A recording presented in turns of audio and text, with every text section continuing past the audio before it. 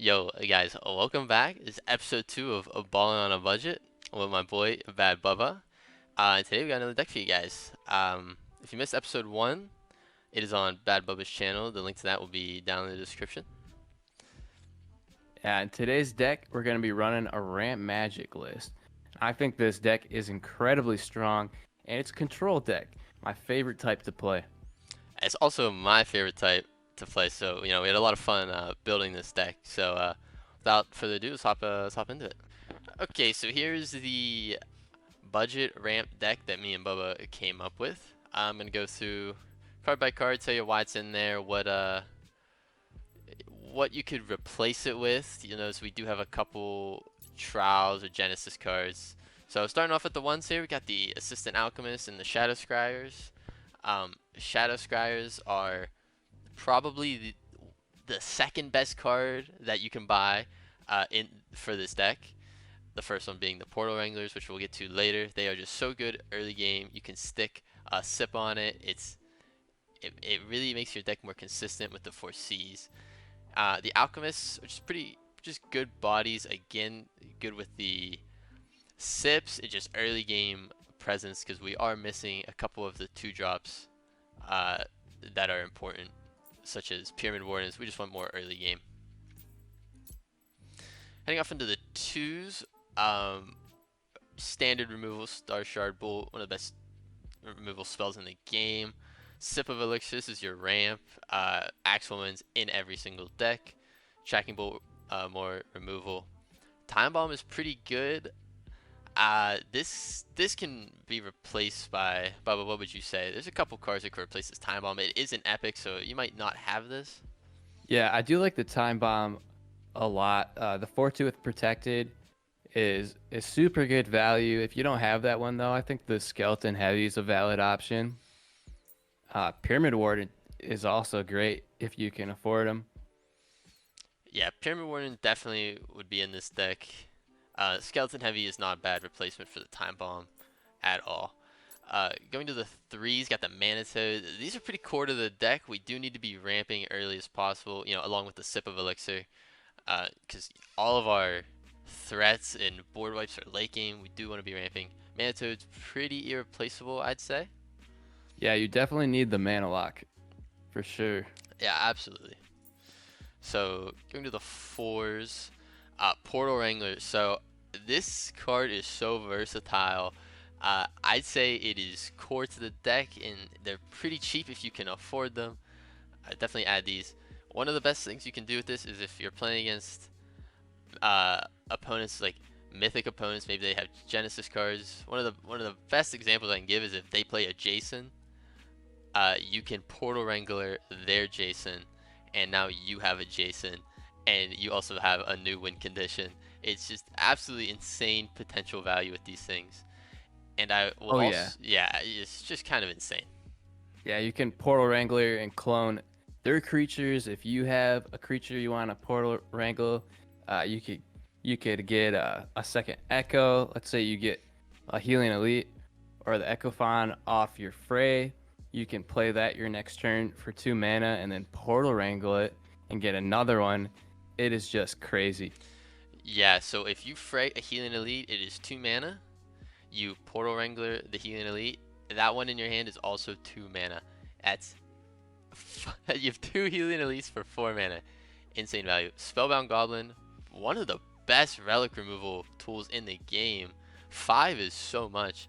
Uh, Yeah. yeah, that's kind of crazy. It can be replaced though, Iron Tooth Goblin or even, Basilisk too. yeah, even Basilisk.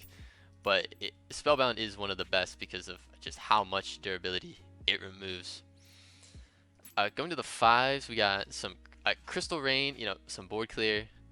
It doesn't really always clear the board, but it's good. It leads into your 6 drops, which will clear the board. Ratify is good for your opponent's healing elites or just big threats in general. Well of Yeah. Power, yeah, go ahead. I would say, would you say the Ratify you would save for like a big creature? Yeah, the Ratify definitely gets better as the game goes on because your opponent's going to be playing bigger creatures, the later the game goes. So probably save the Ratify. Definitely don't want to keep this in your opening hand by any means. Um, Well of Power on the other hand, it's 5 mana, pretty expensive, but I think you keep this card in your opening hand. It does so much for 5, and it curves so nicely into your 6 mana board wipes, which I'm about to get into right now. And pretty cheap, right? Yeah, it's pretty affordable. And like Clutch was saying, you just wanna in your opening hand, you wanna look for a ramp. The quicker we can ramp up, the quicker we can get to our power cards like the Helion Elite and the Echo Fawn. Absolutely.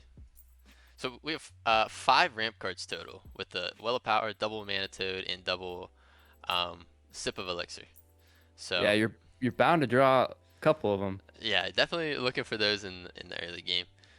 So what are we ramping to on 6? Your Ashric Implosions.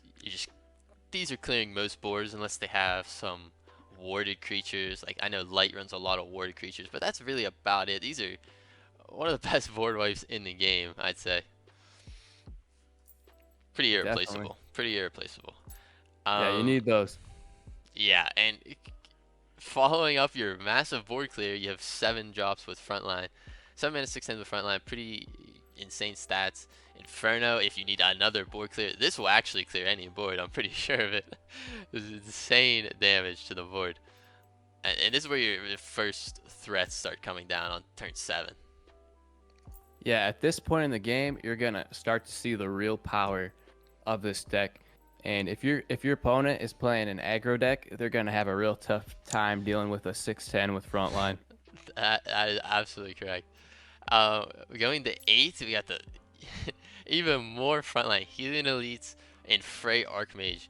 Frey is so good in this deck because like half the deck is more than 5 mana, so you're getting insane value if you hit really anything. But you can line up certain 4Cs to get your Healing Elites, your Echo Fawn, your Cyclops, or board wipes, whatever you need. You can line up your Frey. And again, if you hit one of these, they combo very well with Portal Wrangler. Insane. Yeah, just nasty. And to close off the deck, you got Echo Fawn. If all of this isn't good enough, Echo Fawn surely will win you games. There's a massive body with immediate effect to the board.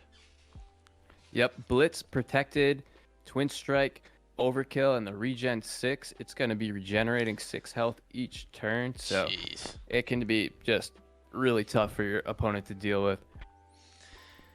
Yeah, so that is the deck, and we're gonna hop into a game. All right, let's do it. Hopping into a game here, we got War. So you generally want to be picking Clear Mind in every matchup, except probably just Cheat Deception would be the only matchup where you wouldn't pick Clear Mind. He picked Enrage. So what we're looking for in any matchup is early ramp, such as Sip, removal, and minions, which Axelman is both of those. Cyclops Defender is none of those. Ian Lee is too expensive. And this It's is... Look at this hand, pretty dude. good. It's a pretty good hand, so we'll just keep all this. And we're going first as well. Wonderful. Drop the Shadow So, Scryer. yeah. Shadow Scryer, and that's going to allow us to foresee a card each turn as well. Which is just absolutely massive because, yeah, your God Power is foreseeing, but you want to be playing cards. Like, I want to sip this. I'm not going to have mana to foresee too. So it just does it for me. One of the best cards. You can't even kill it on turn 1. You just can't. It's just too good. All right, he's going to ping, get rid of our protected. Frey. See, you can see how consistent Shadow Scryer makes this list. Like, we don't want to draw Frey. It's turn 2. We don't want Frey. So we can toss him to the bottom of the deck and keep going on with our game plan of ramping up. Drop a sip on this. Now, I'm kind of wondering if we're supposed to trade here. Yeah, I think with against an aggro deck like Enrage, the trade would probably be the smart play. Because he can enrage those 1/1 tokens and turn them into 3/2s. That's true. Yeah, I'll trade. I think sometimes with Shadow Scryer, they want to kill it as fast as possible.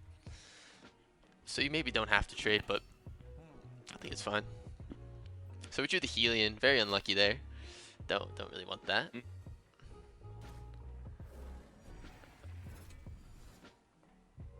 He's got some 1/1s on the board. Oh, Okay. Made a big board. I kind of like the Axe Woman here. Like the Axewoman. I kind of like. What do you think? I'm thinking of Crystal Raining next turn.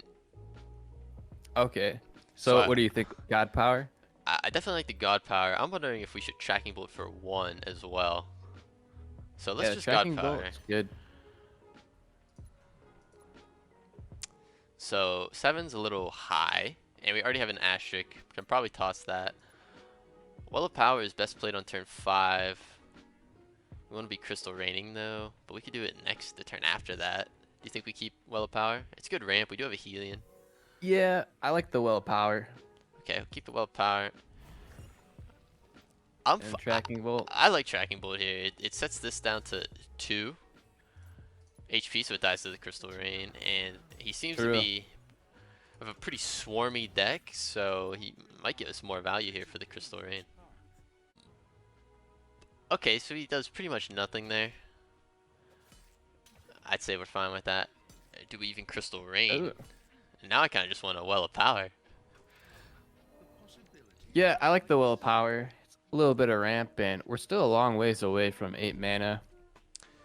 Yeah, I think in this, there's a lot of matchups that you'll find where if you play a Helion Elite, you just win the game. Aggro matchups are one of those. Like Enraged War can't deal with the Helion Elite. Now, yeah, Nature really struggles with Helion Elites as well. Oh, he's got the Helios. Helios Battlestorm, pretty good for him. Okay, so this is an interesting spot. Yeah, I mean, we have some options too. We could Asterisk, we could play the Crystal Rain and pip out a God Power and Axe Woman.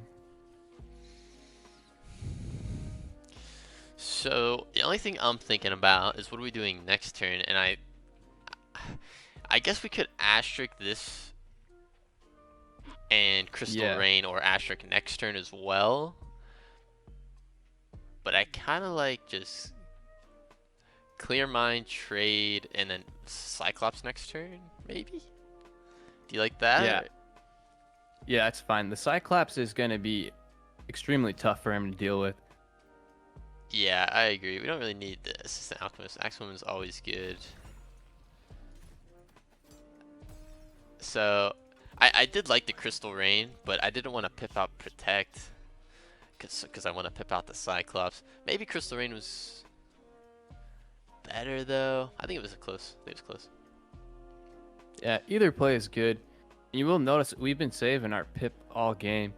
Typically, when I play these control decks, I always like to save my pips. Just that little extra boost to get to 7 or 8 mana can really make a difference.